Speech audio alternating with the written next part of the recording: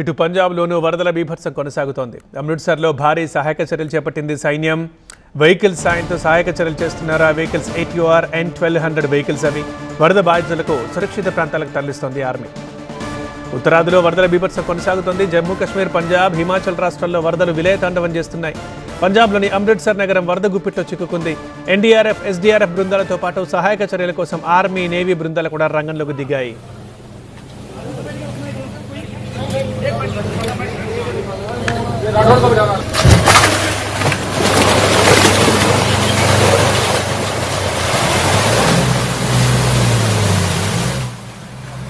అమృత్సర్లో అధునాతన యంత్రాలు, వాహనాలతో సహాయక చర్యలు చేపట్టారు. మనం విజువల్స్ లో చూస్తున్నాం.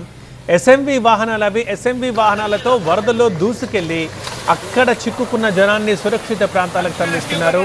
ఇవి అధునాతన యంత్రాలు. ఎంత పెద్ద పెద్ద టైర్లు, ఎంత బలమైన టైర్లు ఉన్నాయో మనం చూస్తున్నాం. వరద సహాయక చర్యల కోసం ATOR N1200 వెహికల్స్ ని ఆర్మీ ఫస్ట్ టైం ఇది తొలిసారిగా ఉపయోగిస్తుంది. వీటిని ఎలాంటి వాతావరణంలో అయినా సరే, ఎంత వరదున్నా సరే ఇవి పనిచేస్తాయి. రెస్క్యూలో చాలా చురుగ్గా పనిచేస్తాయి. మనం ఫస్ట్ విజువల్లో ఎంటర్ అవ్వడం, అక్కడ పనిచేయడం చూస్తున్నాం.